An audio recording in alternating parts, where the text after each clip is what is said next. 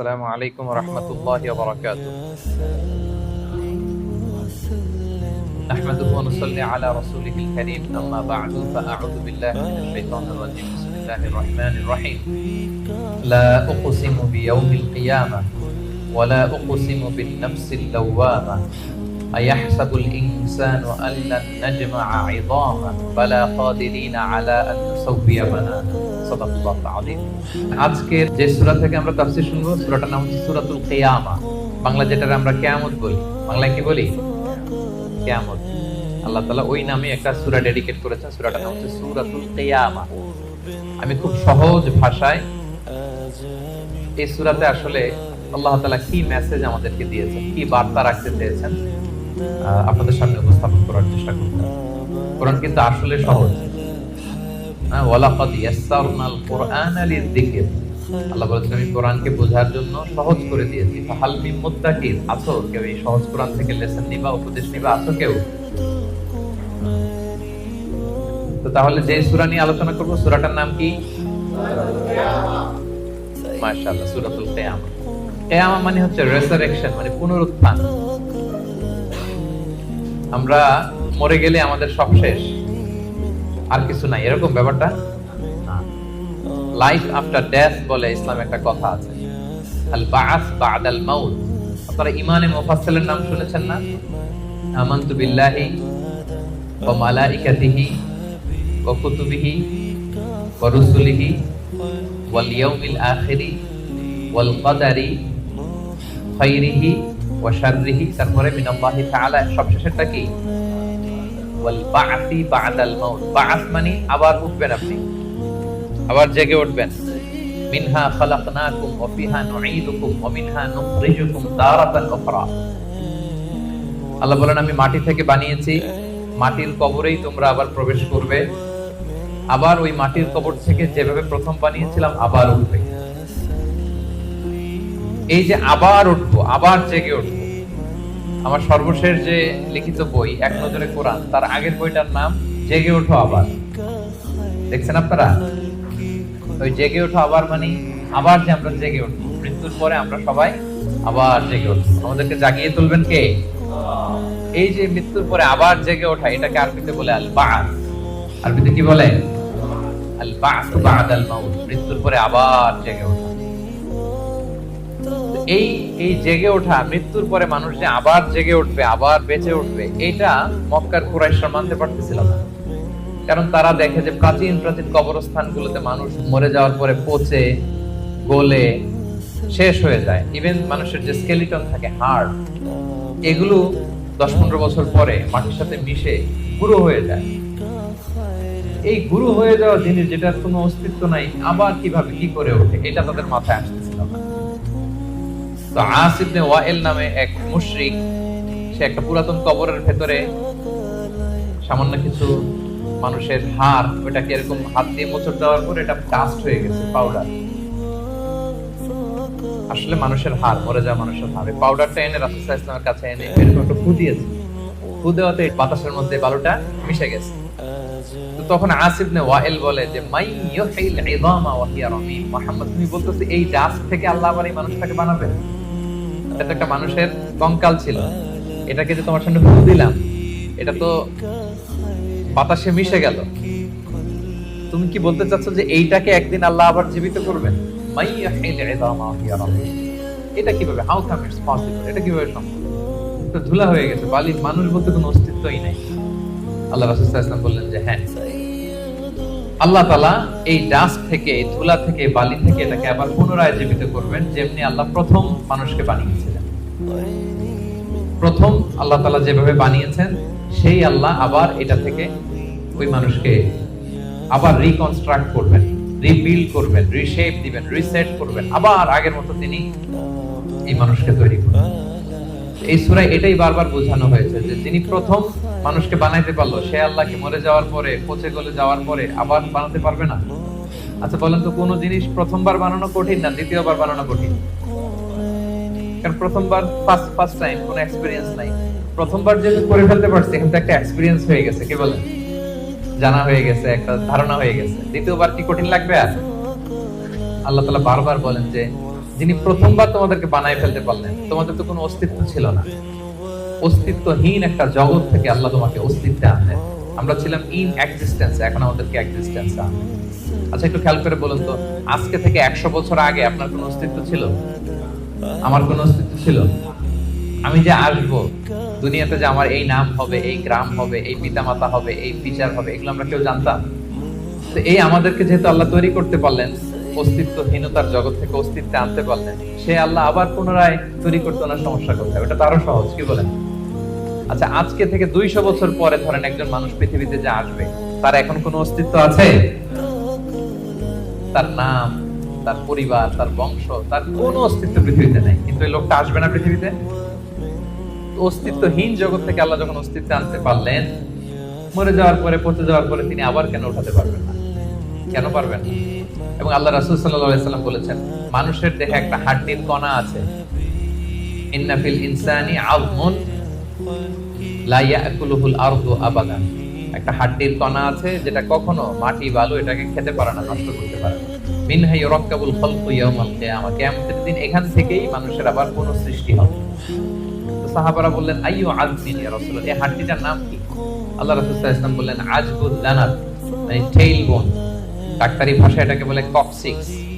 আমাদের যে শিরদাঁড়া আছে না, মেরুদণ্ড, এই মেরুদণ্ডের একেবারে নিচে ট্রায়াঙ্গেল একটা ত্রিভুজ আকৃতির ছোট্ট বোন পার্টিকেল আছে, এটা নষ্ট হয় না। হিন্দুরা যে শ্মশানে লাশ পুড়ায়, সব পুড়ে যায়, ওইটা পুড়ে না। আমরা যে কবরস্থ করি, কবর মাটি সব খেয়ে ফেলতে পারে, কিন্তু ওই ছোট্ট হাড্ডি কণিকাটা নষ্ট হয় না। ইভেন মানুষের মৃত্যু তো অনেক ভাবে হয়। বিমান দুর্ঘটনায় হলে জ্বলে ভস্ম হয়ে যায়, সাগরে জাহাজ ডুবি হলে মানুষ মরে, তিমি মাছের পেটে চলে যায়, তিনি ওইটাকে খেয়ে ডাইজেস্ট করে ফেলে, তার অস্তিত্বই থাকে না। কিন্তু ওই যে ছোট্ট কক্সিক্স টেইল বোন, আজ বুঝলাম, এটা নষ্ট হয় না। আল্লাহ বলেন, ওইটা থেকে কিয়ামতের দিন তোমাদেরকে আবার আমি পুনরায় সৃষ্টি করব। এইটাকে বলা হয় পুনরুত্থান, রেসারেকশন। পুরো সূরার মেইন কথা হচ্ছে এটা। আপনাদের কাছে আগে ক্লিয়ার করে দিলাম যে ওরা যেহেতু বিশ্বাস করতে পারতেছিল না যে মানুষগুলো মরে যাওয়ার পরে 20 বছর 30 বছর পর কবরে তার অস্তিত্বই থাকে না, এই মানুষ আবার জীবিত হয় কি করে? আল্লাহ রাসূল সাল্লাল্লাহু আলাইহি ওয়াসাল্লাম বললেন যে না, এরাও জীবিত হবে। এবং আল্লাহ তাআলা এমন কথা বললেন যে তোমরা কি ভাবছো তোমাদের এই হাড় গোড়গুলো আমি রিঅ্যাসেম্বল করতে পারবো না? আরে তোমাদের the tips of your finger, তোমার আঙ্গুলের অগ্রভাগে যে এই যে কেমন আঁকি ঝুঁকি দেখা যায়, আঁকি বুকি দেখা যায়, এই যে যেটাকে আমরা আঙ্গুলের ছাপ বলি, ফিঙ্গারপ্রিন্ট, বাসমা, এইটাকে হুবহু আমি এক করে দিব। আল্লাহ বলেন, এখন যে ফিঙ্গারপ্রিন্ট নিয়ে দুনিয়াতে তোমরা আছো, ফিঙ্গারপ্রিন্ট চিনেন তো? এই যে ইমিগ্রেশন পার করে যে মালয়েশিয়াতে ঢুকছেন, কি করছিলেন? ফিঙ্গারপ্রিন্ট দিয়েছেন না? সিম কার্ড নিতে গেলে কি করতে হয়? এই যে বায়োমেট্রিক মেট্রিক অথেন্টিকেশনের জন্য এটা দিতে হয়। এরপরে আপনার ক্রিমিনাল ইনভেস্টিগেশনের জন্য লাগে। আপনি কোন বাড়িতে ডাকাতি করছে, ওই সে যে ডাকাতে দরজা খুলছে, ওইখানে তার ছাপ থেকে যায়। সে যা যা টাচ করে সব জায়গায় ছাপ থেকে যায়। ফরেনসিক রিপোর্টের জন্য এই ফিঙ্গারপ্রিন্ট লাগে। আল্লাহ বলে, এখন যে ফিঙ্গারপ্রিন্ট নিয়ে পৃথিবীতে ঘুরে বেড়াচ্ছ, মারা যাওয়ার পরে আবার যে পুনরায় জীবিত করব, একই ফিঙ্গারপ্রিন্ট নিয়ে দাঁড়াবো, ওইটা সহ আমি তোমাদেরকে দেবো। তোমরা ভাবতেছো শুধু হাড় গোড়, তোমার কঙ্কালটাকে আমি রিঅ্যাসেম্বল করতে পারবো না, তোমার ফিঙ্গারপ্রিন্ট সহ আমি সেদিন দাঁড় করাবো। পৃথিবীতে প্রায় বর্তমানে 800 কোটি মানুষের বসবাস। কত কোটি? এই 800 কোটি মানুষের একজনের হাতের ছাপের সাথে, আঙ্গুলের ছাপের সাথে আরেকজনের ছাপের কোনো মিল নেই। 800 কোটি মানুষ, আপনার এই আঙ্গুলের ছাপের সাথে এই আঙ্গুলের মিল নেই। 10টা আঙ্গুলের কোনো আঙ্গুলের কোনো ছাপের সাথে অন্য আঙ্গুলের কোনো ছাপের মিল নাই। ইভেন একসাথে যে যমজ ভাই হয়, টুইন, তাদেরও একজনের ফিঙ্গারপ্রিন্টের সাথে আরেকজনের ফিঙ্গারপ্রিন্টের কোনো মিল হয় না। আল্লাহ বলে, ওইটা সহ কিয়ামতের দিন আমি তোমাদেরকে তুলব। তাহলে আল্লাহ যে আবার আমাদেরকে তুলতে পারবে, এটা কি আপনাদের বিশ্বাস হয়? নাকি এখনো একটু সন্দেহ সন্দেহ আছে? সন্দেহ লাগে?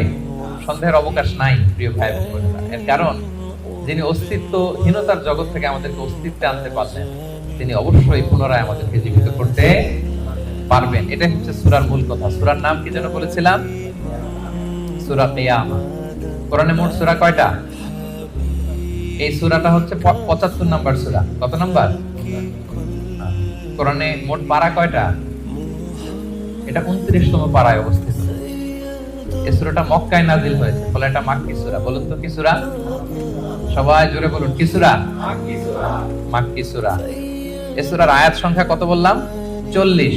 আয়াত সংখ্যা কত? তাহলে ওভারঅল আপনি একটা ধারণা পেয়েছেন। সূরার ধারাক্রম হচ্ছে 75। কত পারায়?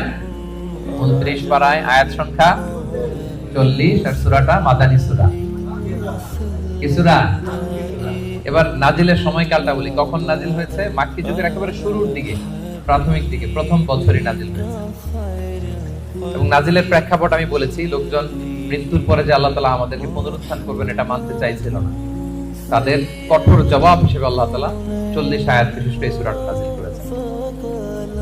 এবং এই সূরার সেন্ট্রাল থিম হচ্ছে পুনরুত্থান, রেসারেকশন, আবার যে আমরা উঠব। এই সূরার শেষে আল্লাহ বলেছেন যে আলাইসা যালিকা বিকাদিরিন আলা আন ইউহিয়াল মাউতা, যে আল্লাহ তোমাদেরকে প্রথম সৃষ্টি করলেন সে আল্লাহ কি আবার যে তোমাদেরকে সৃষ্টি করবেন সেই কুদরতটা কি আল্লাহর নাই? অবশ্যই আছে। বালা কাদিরিনা আলা আন নুসাউইয়া বানানা, যেটা শুরুতেই বললাম যে বানান মানে হচ্ছে tips of your finger. Even এটাকেও সুবিন্যস্ত করতে পারবেন। হুবহু এইভাবে তিনি আমাদেরকে জীবিত করবেন। তাহলে তিনি যে আমাদেরকে আবার পুনরায় জীবিত করতে পারবেন এতে কোনো সন্দেহ অবশ্যম্ভাবী, অনিবার্য। আমরা আবার জেগে উঠবো, আবার আমরা উত্থিত হব, আমাদের পুনরুত্থান হবে। ইব্রাহিম আলাইহিস সালামকে যখন এই আকীদা আল্লাহ শিক্ষা দিয়েছেন যে ইব্রাহিম, মৃত্যুর পর আমি সবাইকে জাগাবো, তো তিনি বললেন যে রব্বি আরিনি কাইফা তুহিল মাউতা, আল্লাহ আপনি কিভাবে জাগাবেন, মানে মৃতকে কিভাবে জীবিত করেন একটু দেখাইতেন আমাকে, আমার খুব ভালো লাগবে। কে বলতেছেন? কাইফা তুহিল মাউতা, আল্লাহ মৃতকে কিভাবে জীবিত করেন? আল্লাহ বলেন বলো কি ইব্রাহিম, আওয়ালাম তুমিন, তোমার কি বিশ্বাস হয় না? ইব্রাহিম আলাইহিস সালাম বললেন বালা, অবশ্যই বিশ্বাস হয়, কিন্তু ওয়ালাকিন লিয়াতমাইন্না কলবি, দেখতে পেলে আমার অন্তরটা একটু প্রশান্ত হতো, যে আমি দেখতাম কিভাবে জীবিত করেন। সূরা বাকারা এসেছে, আল্লাহ বললেন ফাকুদ আরবাআতাম মিনাত তায়র, ঠিক আছে দেখাবো, তুমি 4টা পাখি নিয়ে আসো, জবাই করো, পাখিগুলোকে টুকরো টুকরো করো, এদের গোশতগুলো পাহাড়ের ওই পাশে ছিটায় দিয়ে আসো, এরপরে পাহাড়ের এই পাশ থেকে পাখিগুলোকে ডাকো। ইব্রাহিম আলাইহিস সালাম পাহাড়ের এই পাশ থেকে ডাক দিলেন। ডাক দেওয়ার সাথে সাথে আল্লাহ তাআলা মৃত ওই পাখির গোশতগুলোকে রিঅ্যাসেম্বল করে একসাথে জীবিত করে আবার ইব্রাহিম আলাইহিস সালামের সামনে এনে হাজির করে দিলেন। ইব্রাহিম আলাইহিস সালাম দেখে আশ্বস্ত হলেন, তার হৃদয় প্রশান্ত হলো। তাহলে আল্লাহ তাআলা যে মৃতকে জীবিত করতে পারেন এতে কি কোনো সন্দেহ আছে? শুরুতে আমরা বলেছি ঈমানে মুফাসসালে আল্লাহ বলেছেন, আমাদেরকে জানিয়েছেন যে 7টা বিষয়ের উপর ঈমান রাখতে হয়, এর মধ্যে একটা হচ্ছে বা'স বা'দাল মাউত, মৃত্যুর পরে তিনি আমাদেরকে জীবিত করবেন, এটা আল্লাহর কুদরত। আচ্ছা, তাহলে সূরাতুল কিয়ামা নামকরণ কেন করা হলো, কোত্থেকে করা হলো? এই সূরার প্রথম আয়াতেই আল্লাহ তাআলা কিয়ামত শব্দটাকে উল্লেখ করেছেন। প্রথম আয়াতেই কিয়ামত শব্দটার উল্লেখ আছে এবং কিয়ামত নিয়েই পুরো সূরা জুড়ে এখানে আলোচনা, ফলে এজন্য এই সূরার নাম হয়েছে কি? সূরা কিয়ামা। আল্লাহ বলেছেন লা উকসিমু বিয়াউমিল কিয়ামা, এখান থেকে সূরার নাম কিয়ামা। আচ্ছা, এই সূরায় বেসিক্যালি 5টা বিষয়ে কথা বলা হয়েছে। কয়টা? মোট 5টা সেকশন। এখন একটা জেনারেল ওভারভিউ শেয়ার করব। প্রথম 15 আয়াতে কিয়ামতের ভয়াবহতা, কিয়ামত যে কত ভয়াবহ হতে পারে, প্রথম 15 আয়াতে আল্লাহ এটা আলোচনা করেছেন। পরের 4 আয়াতে ওহীর প্রতি রাসূল সাল্লাল্লাহু আলাইহি ওয়াসাল্লামের যে ভীষণ আগ্রহ সেটা নিয়ে আলোচনা করেছেন। এর পরের 6 আয়াতে কিয়ামতের দিন কিছু মানুষের চেহারা হবে উজ্জ্বল, গ্লোয়িং ফেস, আর কিছু মানুষের চেহারা হবে গ্লুমি ফেস, মানে বিষণ্ণ, বিবর্ণ, অন্ধকার চেহারা। এটা নিয়ে আলোচনা করব। এক দলের হবে উজ্জ্বল চেহারা, আরেক দলের হবে বিষণ্ণ, বিবর্ণ, কালো চেহারা। আমাদের চেহারাগুলো যেন সেদিন উজ্জ্বল থাকে, আমরা সেই কামনা করি আল্লাহর কাছে। এরপরে 26 থেকে 30 নম্বর আয়াতে মৃত্যুকালীন অবস্থা কি হবে মানুষের, সেটা নিয়ে আলোচনা করা হয়েছে। সর্বশেষ 10 আয়াতে আল্লাহ পুনরুত্থান দিয়ে ক্লোজ করেছেন সূরাটা। পুনরুত্থান যে অনিবার্য, অবশ্যম্ভাবী, এটা আল্লাহ তাআলা প্রতিষ্ঠিত করে শেষ করেছেন। তাহলে একটা জেনারেল ওভারভিউ পেয়েছেন। মোট কয়টা সেকশন এই সূরায়? 5টা। প্রথমে কিয়ামতের ভয়াবহতা, তারপরে ওহীর প্রতি, ওহী রিসিভ করার প্রতি রাসূল সাল্লাল্লাহু আলাইহি ওয়াসাল্লামের যে অধীর আগ্রহ, ভীষণ আগ্রহ, এটা নিয়ে কথা। এরপর উজ্জ্বল চেহারা আর অন্ধকার চেহারা। এরপরে মৃত্যুকালীন অবস্থার যে বর্ণনা সেটা দেওয়া হয়েছে, সবশেষে পুনরুত্থান। তাহলে এই 5টা বিষয় নিয়ে আমরা আলোচনা করব। তাহলে ওভারঅল এই সূরা নিয়ে কথা হয়ে গেছে। এবার আমরা তাফসীরের দিকে যাই। প্রথমে আমরা বলেছিলাম যে কিয়ামত দিবসের বর্ণনা আল্লাহ দিয়েছেন। আল্লাহ শুরু করলেন আউযু বিল্লাহি মিনাশ শাইতানির রাজীম, বিতাড়িত শয়তান থেকে আল্লাহর কাছে পানাহ চাই। বিসমিল্লাহির রহমানির রহিম, পরম করুণাময় অসীম দয়ালু আল্লাহর নামে শুরু করছি। আল্লাহ বলছেন লা উকসিমু বিয়াউমিল কিয়ামাহ। লা শব্দের অর্থ না। লা শব্দের অর্থ, সবাই বলুন, লা শব্দের অর্থ। আল্লাহ প্রথমে বললেন না, নো, অর্থাৎ তোমরা যা ভাবো এমনটা না। তোমরা যে মনে করো যে আমি উঠাতে পারবো না, মৃত্যুর পরে আমি তোমাদেরকে পুনরুত্থান করতে পারবো না, এমনটা না। লা, আল্লাহ বললেন লা উকসিমু বিয়াউমিল কিয়ামাহ। লা, তোমরা যে মনে করো আমি আল্লাহর জন্য কঠিন হবে তোমাদেরকে জাগ্রত করা, এটা ঠিক নয়। বরং উকসিমু বিয়াউমিল কিয়ামাহ, আমি কিয়ামত দিনের শপথ করছি। কিয়ামতের শপথ করতেছে কে? এরপর আল্লাহ তাআলা আবার বললেন ওয়ালা উকসিমু বিন-নাফসিল লাওয়ামা। আবার লা, লা মানে না। লা মানে কি? একটা দুটো শব্দ শিখে যান না আজকে। লা মানে কি? কোরআনে অনেক পাবেন এরকম লা। এই লা শব্দের অর্থ হচ্ছে, আল্লাহ বলেন না, তোমরা যে ভ্রান্ত বিশ্বাসে আছো এটা ঠিক না। লা, বরং উকসিমু বিন-নাফসিল লাওয়ামা, মানুষের যে নাফস মানুষকে তিরস্কার করে, আমি সেই নাফসের শপথ করছি। তাহলে দুইটা জিনিসের শপথ করলেন। এক হচ্ছে কিয়ামত দিবসের শপথ। কিসের শপথ? দুই হচ্ছে নাফসে লাওয়ামার শপথ, মানে যে নাফস মানুষ খারাপ কাজ করলে তিরস্কার করে। এই দুইটা শপথ করে এরপর একটা কথা বললেন, গুরুত্বপূর্ণ কথা। আচ্ছা, ওই কথায় যাওয়ার আগে নাফসে লাওয়ামাটা কি এটা আমি আগে বলি। আমাদের যে নাফস, মানে আমাদের ভেতরে যে নাফস দিয়েছেন আল্লাহ তাআলা, এটার তিনটা ক্যাটাগরি হতে পারে। একটা হচ্ছে নাফস আম্মারা, একটা হচ্ছে নাফস লাওয়ামা, যে লাওয়ামার কথা এই আয়াতে বললাম, আরেকটা হচ্ছে নাফস মুতমাইন্না। তিনটার কথাই কোরআনে আছে। একটা হচ্ছে নাফস আম্মারা, ইন্নান নাফসা লাআম্মারাতুম বিসু ইল্লা মা রাহিমা রাব্বি। এই নাফসের ইন্সপিরেশন হচ্ছে শুধু খারাপ দিকে, মানুষকে খারাপ কাজে ইন্সপিরেশন করে, খারাপ দিকে হাতছানি দেয়। আরেকটা হচ্ছে এইটা নাফস লাওয়ামা, এ ভালো কথাও বলে আবার খারাপের কথাও বলে, আবার খারাপ কাজ করলে তাকে তিরস্কারও করে, এটা থাকে মিডলে। আরেকটা হচ্ছে নাফসে মুতমাইন্না, প্রশান্ত আত্মা, যারা জান্নাতি, তারা যখন ইন্তেকাল করবে তখন ফেরেশতারা এসে বলবে ইয়া আইয়াতুহান নাফসুল মুতমাইন্না ইরজিই ইলা রাব্বিকি রাদিয়াতান মারদিয়া ফাদখুলি ফি ইবাদি ওয়াদখুলি জান্নাতি। মানে হে প্রশান্ত আত্মা, বের হয়ে আসো, বের হয়ে আসো আল্লাহর সন্তুষ্টির দিকে। তুমিও আল্লাহর প্রতি সন্তুষ্ট, তোমার রবও তোমার প্রতি সন্তুষ্ট। আল্লাহর জান্নাতে প্রবেশ করো, আমার বান্দাদের মধ্যে প্রবেশ করো, আমার জান্নাতে প্রবেশ করো। আল্লাহ তাআলা ফেরেশতাদের মাধ্যমে এই ঘোষণাটা দিলেন। মানুষের মৃত্যুর সময় দুইটা অবস্থা হয়। যারা জাহান্নামী হয় তাদের রূপ নেয়ার জন্য একদল ফেরেশতা আসে বিকট শব্দ করতে করতে, ভয়ঙ্কর তাদের চেহারা, ভয়ঙ্কর দুর্গন্ধ, তাদেরকে দেখলেই মানুষ ভয় পায়, ত্রাসে কাঁপতে থাকে। তারা এসে ধমক দিয়ে আত্মাটাকে বলতে থাকে যে হে পাপাত্মা, আল্লাহর ক্রোধ, রাগ আর জাহান্নামের দিকে বের হয়ে আয়। তখন এই আত্মাটা বেরোতে চায় না, কাফেরদের আত্মা ছোটাছুটি করে, অস্থির হয়ে দিচ্ছে, জোর করে আত্মাটাকে তারা নিয়ে যায়, নিয়ে সিজিনে রাখে। আর যারা বিশ্বাসী, যারা আল্লাহওয়ালা, যারা ঈমানদার, তাদের জন্য কাফনুন মিন আকফানিল জান্নাত, জান্নাত থেকে সাদা ধবধবে শুভ্র কাপড়ের একটা কাফন নিয়ে আসে ফেরেশতারা। হানুত মিন হানুতিল জান্নাত, জান্নাতের পেয়ালা যেখানে সুগন্ধি থাকে, এগুলো নিয়ে আসে। এসে খুবই আন্তরিকভাবে আত্মাটাকে আহ্বান করে যে হে পবিত্র আত্মা, আল্লাহর সন্তুষ্টির দিকে তুমি বের হয়ে আসো। বলতে দেরি ওই আত্মা স্মুথলি বের হয়ে যায়। প্রিয় বন্ধুরা, এই দিনটার মুখোমুখি কিন্তু আমরা হতে যাচ্ছি। কি বলেন?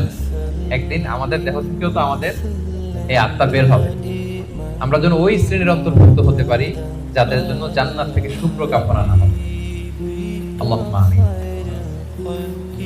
স্মুথলি বের হয়ে আসে। তাহলে তিনটা নাফস, নাফস আম্মারা খারাপ দিকে টেম্পটেশন করে, নাফস লাওয়ামা ভালো খারাপ দুইটাই করে, তবে খারাপ করলে তাকে নিন্দা করে, আর হচ্ছে নাফস মুতমাইন্না, প্রশান্ত ঈমানদার যে নাফস, শুধু ভালো কাজে মানুষকে আহ্বান করে। আমরা ওই নাফস পেতে চাই। কি বলেন? আপনি নেক কাজ, ভালো কাজ, কল্যাণমূলক কাজ যত বেশি করবেন, ধাপে ধাপে আপনার নাফসটা নাফস আম্মারা থেকে, লাওয়ামা থেকে নাফসে মুতমাইন্না হবে। কি হবে? নাফসে মুতমাইন্না। তাহলে দুইটা কসম করে আল্লাহ বললেন আয়াহসাবুল ইনসানু আল্লান নাজমা ইদামা, মানুষ কি মনে করেছে তাদের দেহের হাড় গোলগুলোকে আমি অ্যাসেম্বল করতে পারবো না? এটা ভাবতেছে তারা, তারা মরে গেলে তার দেহ পচে যায়, তার তার শুধু কঙ্কাল সারটা থাকে, শুধু দেহের হাড্ডি হাড় গোড় থাকে, এটাকে আমি জোড়া লাগাতে পারবো না, এটা ভাবতেছে? এটা মানুষের ধারণা? আল্লাহ বলেন বালা, অবশ্যই পারবো। কাদিরিনা আলা আন নুসাউইয়া বানানা, তার দেহের হাড়, অস্থি, মজ্জা এগুলো সব আমি রিঅ্যাসেম্বল করব। এমনকি তার টিপস অফ হিজ ফিঙ্গার, তার আঙ্গুলের যে অগ্রভাগ, ফিঙ্গারপ্রিন্ট, এটাকেও আমি সুবিন্যস্ত করব। এটাকেও আল্লাহ তাআলা সেদিন কি করবেন? সুবিন্যস্ত করবেন। আমি আলোচনার শুরুতেই বলেছি যে আমাদের কারো ফিঙ্গারপ্রিন্টের সাথে অন্য কারো ফিঙ্গারপ্রিন্ট মিলে না। আল্লাহ তাআলা প্রত্যেকের এই ইউনিক ফিঙ্গারপ্রিন্ট গুলো সহ তাদেরকে কিয়ামতের দিন উঠাবেন। বাঁচার কোনো উপায় নেই, আল্লাহ তাআলা উঠাবেন। এক লোক, বনি ইসরাইলের সময় এক লোক তার ছেলে মেয়েদেরকে, হাদিসে এসেছে, বলেছিল যে আমি এত পাপ করেছি, আমি মারা যাওয়ার পরে আমার বডিটা আগুন দিয়ে তোমরা জ্বালায় ভস্ম করে দিবা। এরপর যে ছাই হবে, এই ছাই, কিছু ছাই সাগরে নিক্ষিপ্ত করবা, আর কিছু ছাই তোমরা বাতাসের মধ্যে ছিটাই দিবা, যাতে আল্লাহ আমারে আর জোড়া লাগাতে না পারে। বুদ্ধি দেখছেন? তার ধারণা যে আমি এত পাপ করেছি, এমন শাস্তি আল্লাহ তাআলা শাস্তির মুখোমুখি আমাকে করবেন।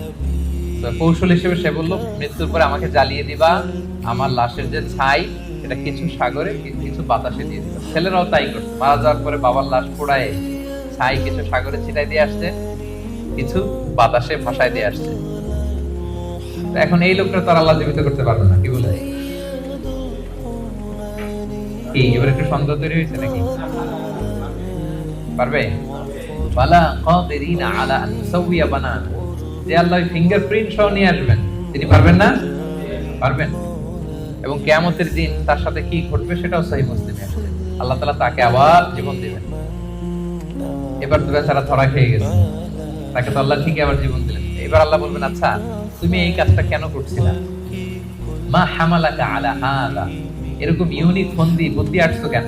লাশ পোড়ায় তোমার লাশ কিছু সাগরে দিবে ছাই, কিছু দিবে বাতাসে ভাসায় কেন? বলতেছে ইয়া রাব্বি মাখাফাতু, আপনার ভয়, আপনার ভয়ে আমি এই কাজ করেছি।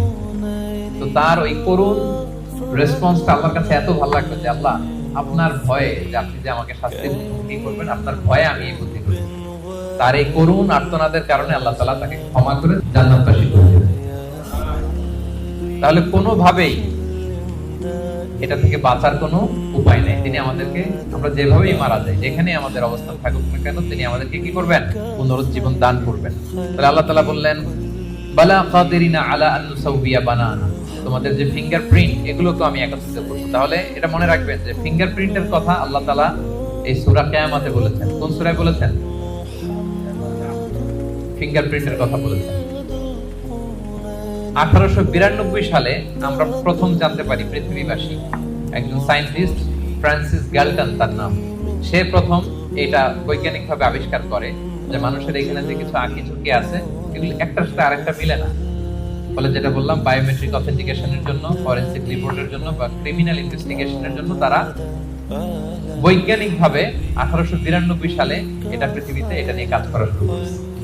আর 1500 বছর আগে আল্লাহর কোরআনের ভেতরে এই ফিঙ্গারপ্রিন্ট, আঙ্গুলের ছাপের ব্যাপারে আমাদেরকে জানিয়ে দিয়েছেন কে?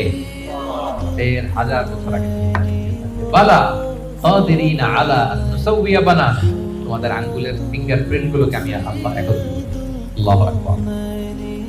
এরপর আল্লাহ তাআলা বললেন বাল ইউরিদুল ইনসানু লিয়াফজুরা আমামা, এগুলো যেন মানুষ পাপ করে, ভবিষ্যতে সে পাপ করতে চায়, তার মধ্যে অন্যায় প্রবণতা আছে।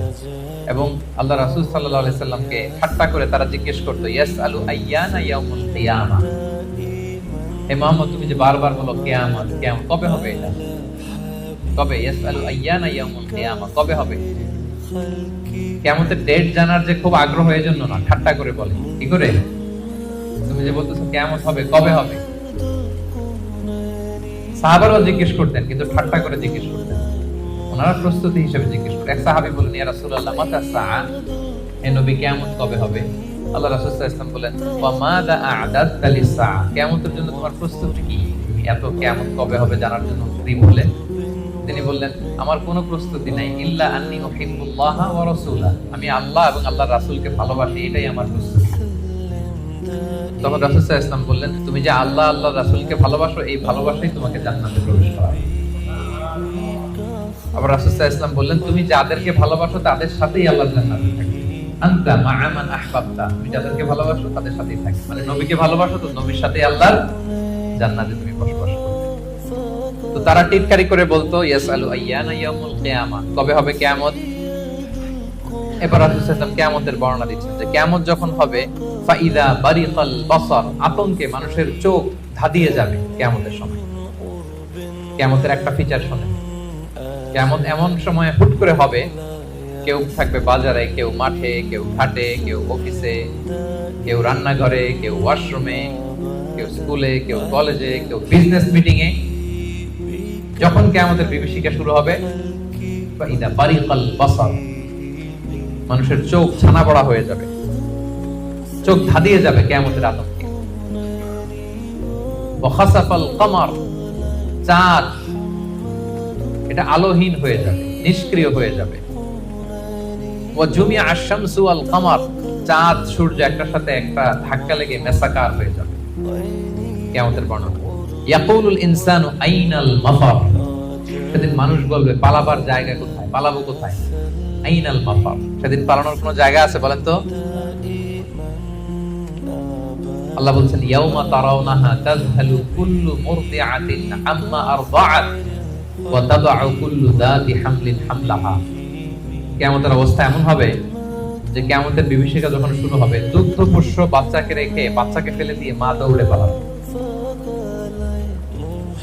ব্রেস্ট ফিডিং মাদার যারা আছে, মানে যেই মা বাচ্চাকে দুধ খাওয়ায়, দেখবেন যে ওই বাচ্চাকে চোখের আড়াল করতে চায় না, কাছে কাছে রাখে না। কিন্তু কিয়ামতের বিভীষিকা এত ভয়ঙ্কর হবে, ওই মা দুধের বাচ্চাটাকে দেখে পালাবে।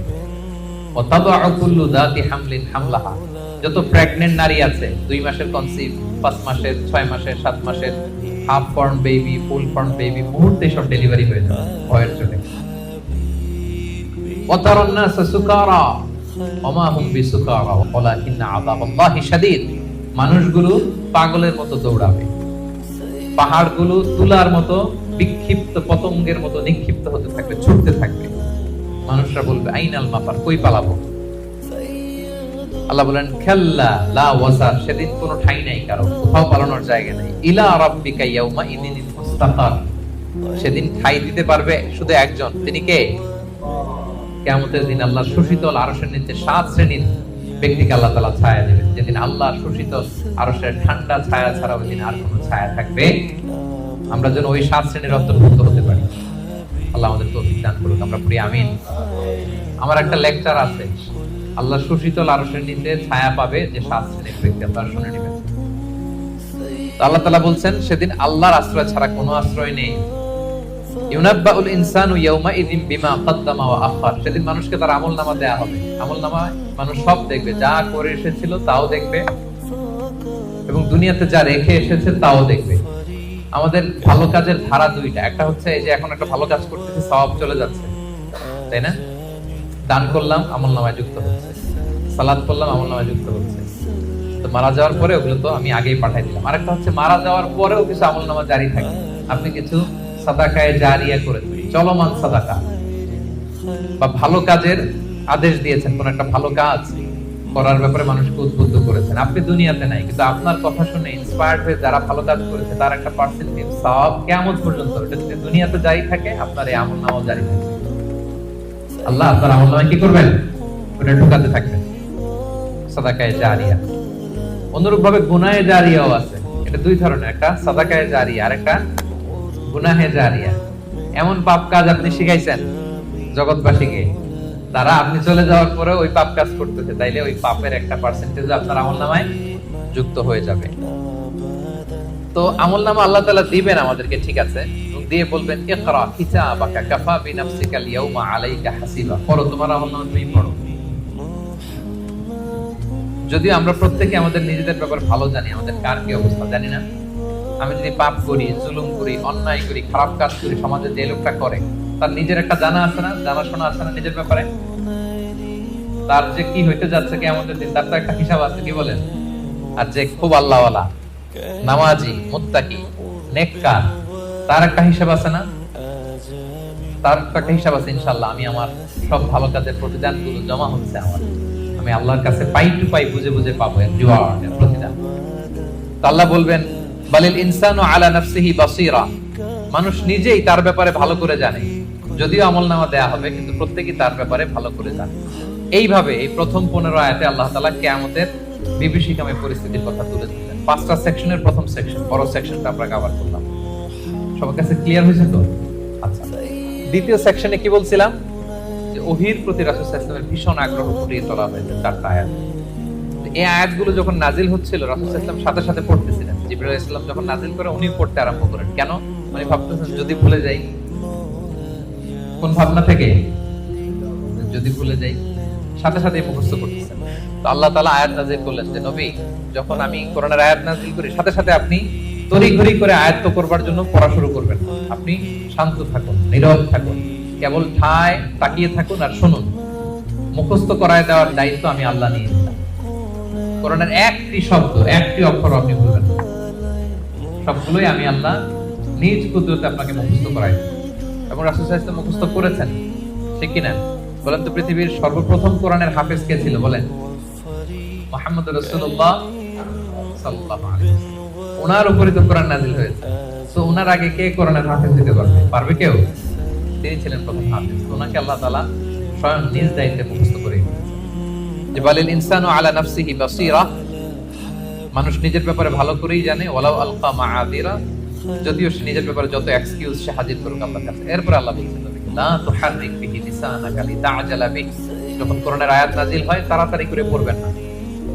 ইন্না আলাইনা জামাআহু ওয়া কুরআন, এটা আপনার হৃদয়ে জমা করে দেওয়ার, মুখস্থ করিয়ে দেওয়ার দায়িত্ব আমি আল্লাহ নিজে নিয়ে নিলাম।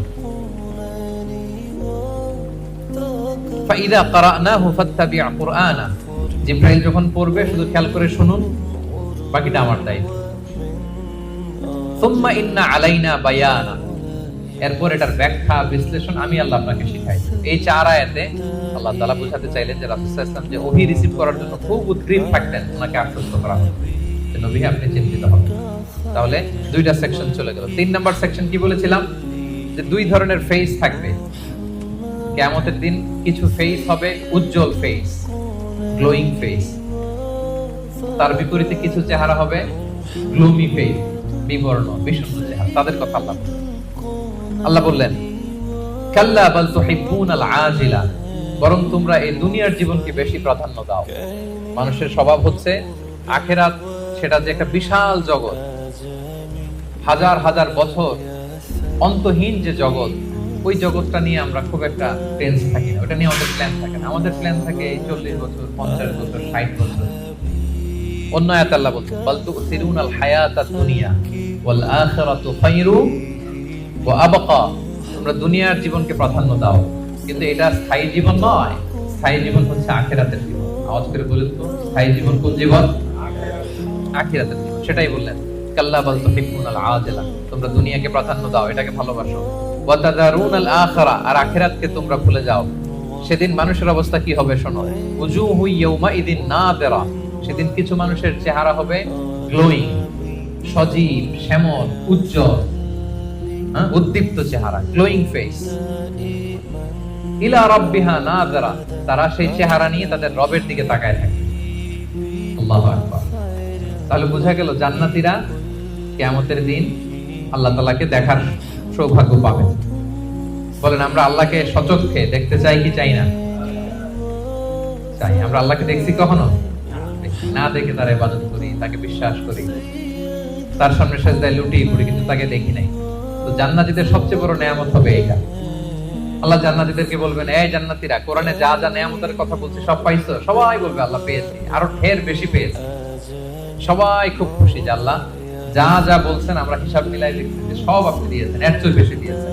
একজন হাত তুলে বলবে আল্লাহ পাই নাই, একটা জিনিস পাই নাই। আল্লাহ বলবে ঘটনা কি? সবাই, কারো কোনো কমপ্লেন নেই, তোমার আবার কি কমপ্লেন? তুমি পাও নাই বলতে কি পাও নাই? বলতেছে আল্লাহ আসলটাই তো পাই নাই। আসলটা মানে বলে যে আপনারাই তো পাই নাই। আপনার হেজাব থেকে আমরা কথা শুনতেছি, মানে পর্দার অন্তরালে, কিন্তু আপনাকে তো দেখি নাই। আপনার যে নূর, আপনার নূরের যে সৌন্দর্য, আপনার নিজের সত্তাকে যে আপনি গোপন করে রেখেছিলেন, ওই সত্তাকে তো আমরা এখন উইটনেস করতে পারি না। এটা তো বাকি।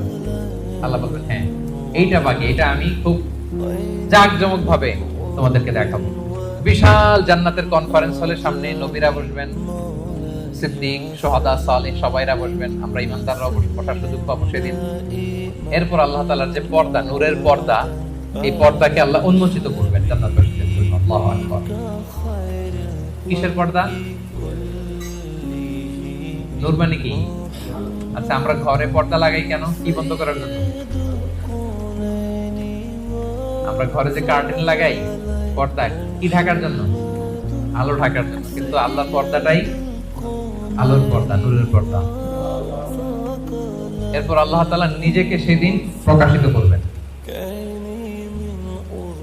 আল্লাহর নূরের এক ঝলক তিনি প্রকাশিত করবেন। জান্নাতীরা পাগলের মতো ওই নূরের ঝলকের দিকে বিমোহিত হয়ে তাকিয়ে থাকে।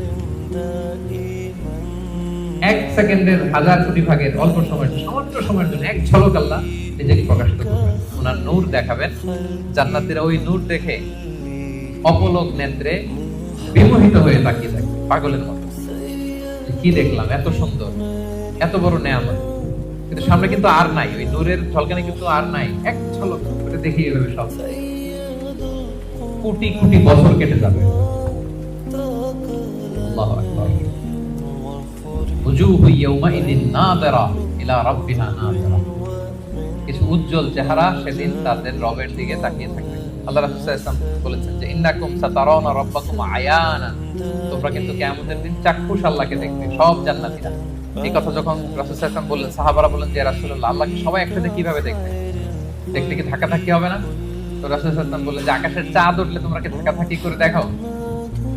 বলেন যে আকাশে যখন চাঁদ উঠছে আমরা কি আরেকজনকে সরাই বলি, ভাই একটু সরেন আমি দেখি, সরেন। যে যেখানে আছে সেখান থেকে কি করে? চাঁদকে উইটনেস করতে পারে, দেখতে পারে। তাহলে সচক্ষে আমরা সেদিন আল্লাহ তাআলাকে দেখতে পাবো। আওয়াজ করে পড়েন ইনশাআল্লাহ। তাহলে উজুহু ইয়াউমাইদিন নাযিরা ইলা রাব্বিহা নাযিরা, সজীব চেহারাগুলো আল্লাহর দিকে তাকিয়ে থাকে। এটা হচ্ছে এক শ্রেণী। আরেক শ্রেণী হবে কি?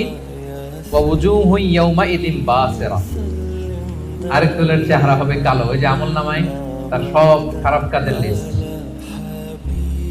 তাদের চেহারা কি উজ্জ্বল হবে? কেমন হবে?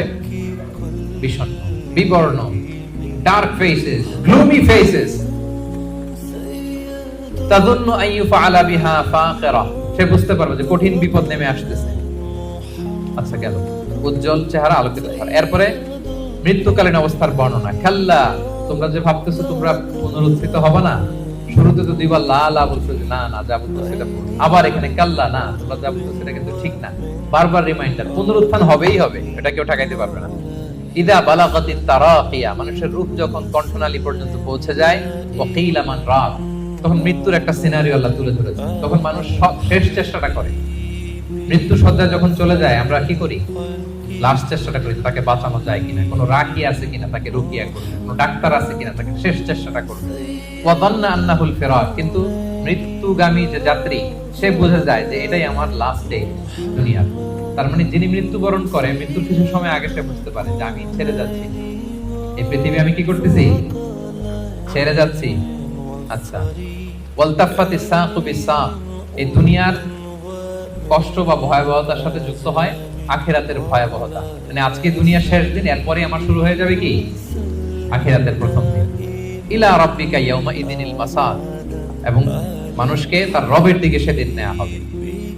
আচ্ছা, মৃত্যুকালীন সংক্ষিপ্ত বর্ণনা শেষ। এরপর আল্লাহ শুরু করলেন সর্বশেষ যে সেকশনটা, সেটা যে পুনরুত্থান যে হবেই, এটা আবার তিনি শক্তভাবে মজবুতভাবে তুলে ধরলেন না এই সূরার একেবারে শেষ কয়েকটা আয়াতে। আল্লাহ বললেন ফালা সাদ্দাকা ওয়ালা সাল্লা, যারা কাফির মুশরিক, যারা আল্লাহকে মানে না, তাদের বৈশিষ্ট্য কি? ফালা সাদ্দাকা, তারা কিয়ামতকে সত্য বলে মানেও না, ওয়ালা সাল্লা, তারা সালাতও আদায় করে না, ওয়ালাকিন কাযযাবা ওয়া তাওয়াল্লা, তারা এটাকে মিথ্যা বলে, তারা মুখ ফিরিয়ে নেয়। একদল দেখবেন যে আপনি ভালো বললে মুখটা ফিরায় নেয়, যত উদাহরণ দিয়ে আপনি বুঝান সে ওটা মানবে, সে ওইখান থেকে একটু চলে যাবে। সুম্মা যাহাবা ইলা আহলিহি ইয়াতামাত্তা, সে গর্বভরে তার ফ্যামিলির কাছে যায়। মুফাসসিরিন ইকরাম বলেছেন, ইকরামা বলেছেন যে এর দ্বারা উদ্দেশ্য হচ্ছে আবু জাহাল। আবু জাহালকে যখন আল্লাহ রাসূল সাল্লাল্লাহু আলাইহি ওয়াসাল্লাম দাওয়াত দিচ্ছিল, যত ভাবে যুক্তি নির্ভর কথা রাসূল সাল্লাল্লাহু আলাইহি ওয়াসাল্লাম বলে, কিন্তু সে শোনে না, সে অহংকার করে চলে যায়। আউলা লাকা ফা আউলা সুম্মা আউলা লাকা ফা আউলা, তোমার জন্য ধ্বংস অনিবার্য। এরপর আল্লাহ তাআলা বলছেন আয়াহসাবুল ইনসানু আন ইউতরাকা সুদা, যে কথা দিয়ে শুরু করেছিলেন সেটা দিয়ে শেষ করতেছেন। কোরআনের কোনো কিছুই অমিল নাই। আপনি দেখবেন একেবারে সূরার শুরুতে যেই কথা, শুরুর কথার সাথে শেষের কথার মিল আছে। আবার এই সূরার শেষে যা বলছে আরেক সূরার শুরুতে মিল আছে, মানে সবটা ইন্টারকানেক্টেড, হাইলি ইন্টারকানেক্টেড। আল্লাহ বলছেন আইয়াহসাবুল ইনসানু আইয়ুতরাকা সুদা, মানুষ কি ভাবে যে তাকে এমনি এমনি ছেড়ে দেওয়া হবে কোনো পরীক্ষা ছাড়া? কিয়ামতের দিন হাত তুলে বলবেন আল্লাহ আমি তো ঈমানদার ছিলাম, আর আল্লাহ বলবেন যাও বিচার চলে জান্নাতে ঢুকে যাও। এরকম আপনাকে কঠিন পরীক্ষার মুখোমুখি হতে হবে। আপনি যে আপনার ঈমানের দাবিতে সত্যবাদী, পদে পদে এটা প্রমাণ দিতে হবে। আলাম ইয়াকুন নুতফাতাম মিন মানিয়্যিন ইউমনা, আমাদের সৃষ্টি শৈলীটা কেমন ছিল আল্লাহ ওইদিকে আমাদেরকে একটু তাকাতে বলতেছেন যে দেখো তো তুমি কি ছিলা, আমি আপনি আমরা প্রত্যেকে আসলে কি ছিলাম যদি একটু খেয়াল করেন তো। আপনি আপনার ছোটবেলার কত বছরের কথা মনে করতে পারেন? আপনি স্মৃতি হাতরাতে পেছনে গেলে মানে কত বছর বয়সের কথা আপনার মনে আছে দেখি? আপনার বয়স যখন 3 ছিল কোন স্মৃতি মনে আছে? 4, 5 কিছু? 5 বছর বয়সে আমরা স্কুলে ভর্তি হই, তো তার আগের কিছু ঘটনা আমাদের খেয়াল থাকে। কিন্তু 3 বছরের কোন ঘটনা খেয়াল আছে? থাকতে পারে, কারো হয়তো থাকতে পারে, কিন্তু অধিকাংশই থাকে না। তো তার পিছনে যদি যান 2 বছর বয়সের, 1 বছর, আপনারই তো জীবন এটা, তো আপনার কিছুই তো খেয়াল নেই। আমারই তো জীবন, আমার পহেলা বছর, আমার দ্বিতীয় বছর, তৃতীয় বছর কি ছিল আমার খেয়ালই নেই। আচ্ছা তার আগে যদি যান 6 মাস বয়স, মায়ের বুকের দুধ খেয়ে যে বেঁচেছিলাম, কিছু মনে পড়ে? তার আগে মায়ের পেটের 9 মাস একটা অন্ধকার জগতে যে ছিলাম, দেখেন তো স্মৃতি হাতরাতে কিছু পান কিনা? হ্যাঁ, কুয়াশা, কিছুই মনে পড়ে না। আল্লাহ বলে একটু তাকাও তুমি কই ছিলা। আলাম ইয়াকুন নুতফা, তুমি কি একটা সামান্য স্পার্ম ড্রপ ছিলা না, শুক্রাণু? মিন মানিয়্যিন ইউমনা, যেটা তোমার বাবার পৃষ্ঠদেশ থেকে তোমার মায়ের গর্ভের মধ্যে তুমি নিক্ষিপ্ত হয়েছিলে। বাবার পৃষ্ঠদেশ থেকে মায়ের গর্ভে তোমাকে আমি নিয়েছিলাম। ছোট্ট একটা মানে অনুবীক্ষণ যন্ত্র ছাড়া দেখা যায় না এই শুক্রাণু।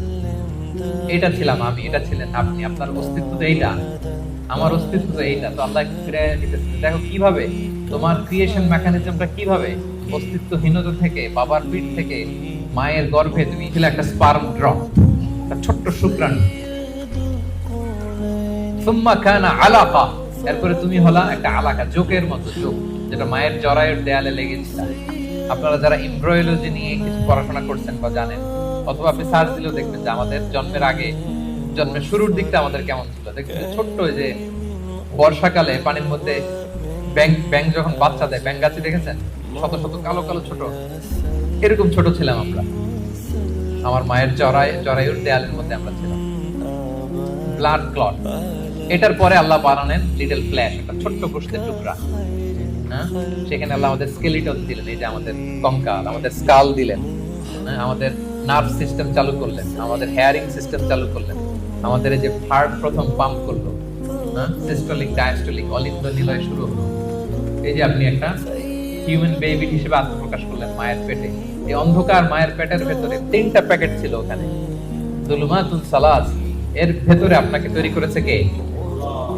স্মৃতি হাতে তো কিছু পাই না, এটা আল্লাহ স্মরণ করাই দিচ্ছে। তোমার তো আর খেয়াল থাকবে না, আমি যে বিশাল বিশাল কাজ করছি, একটু শুনে নাও। বাবার পিঠ থেকে মায়ের গর্ভে গিয়েছিল, 40 দিন ছিল এই শুক্রাণু হাদিসে এসেছে। তারপরের 40 দিন ছিল আলাকা, ব্লাড ক্লট। তারপরের 40 দিন ছিল লিটল ফ্ল্যাশ, ছোট্ট একটা গোশতের টুকরা। এরপর এক ফেরেশতা এসে তোমার মধ্যে রূহের দুধ কাটিয়েছে। এরপরে এই যে সিস্টোলিক ডায়াস্টোলিক শুরু হয়েছে।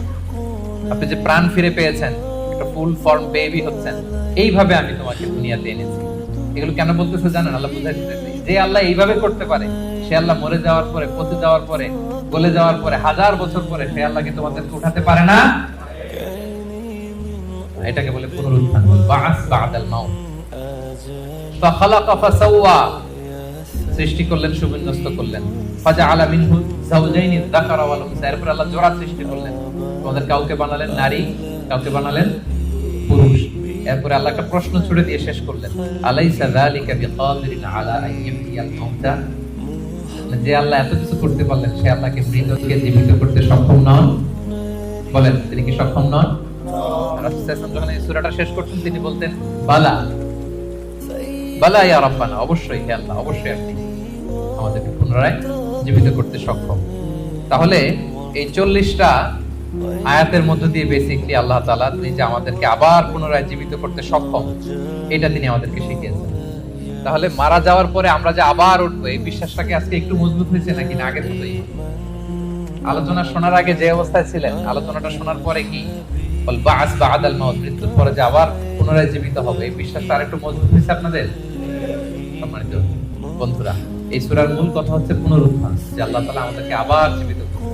আমাদের বিশাল এক জগৎ পড়ে আছে মৃত্যুর পরে, অনন্তকালের জগৎ, লাইফ আফটার ডেথ। আমাদের এই জীবনের ব্যস্ততা, আমাদের ফ্যামিলি, আমাদের সন্তান, আমাদের ব্যবসা, আমাদের ক্যারিয়ার, আমাদের নানা মোহের জালে আমরা এমন ভাবে আটকে আছি, ওই বিশাল জগতের কোনো প্ল্যানিংই নেই। ধরেন যে আপনি 2 মাস পরে দেশে যাবেন, একটা প্ল্যান থাকে না, টিকিট করো, এই করো, শপিং করো, এটা করো, দেশে আসতেছি, এই করো, কত প্ল্যান। মাত্র 1 মাসের সফর। আর মৃত্যুর পরের সফরটা কতদিনের বলেন? অনন্তকালের সফরের নিয়ে আমাদের কোনো প্ল্যানই নেই। আল্লাহ তাআলা এজন্য বারবার মাক্কি সূরাগুলোর নানা ভাবে তিনি বোঝাতে চেয়েছেন যে মৃত্যুর পর তুমি জীবিত হবে এবং তোমার কাছের লোক যারা তাদেরকে আবার পাবা। তোমার বাবা দাদা কাউকে আমি হারাই নাই চিরকালের জন্য, তারা জান্নাতি হলে আমরা এক জান্নাতে একসাথে থাকবো ইনশাআল্লাহ। আওয়াজ করে পড়ুন ইনশাআল্লাহ। তাহলে সংক্ষেপে যদি বলি এই সূরা থেকে কি শিখলাম? 1 নাম্বার হচ্ছে আমাদের আত্মাগুলোর অনেক ইন্সপিরেশন আছে। আম্মারা খারাপ থেকে ইন্সপায়ার করে, লাওয়ামা মিডল, আর একটা হচ্ছে মুতমাইন্না। আমরা কোন নাফস চাই বলেন? নাফসে মুতমাইন্না, যে আত্মা আল্লাহর উপর সন্তুষ্ট এবং আল্লাহ যে আত্মার উপর সন্তুষ্ট, যাদেরকে আল্লাহ সিজ্জিনে পাঠাবেন না, কবর তিনি ইল্লিনে পাঠাবেন। আমাদের আত্মাগুলো কোথায় যাবে? ইল্লিনে যাবে।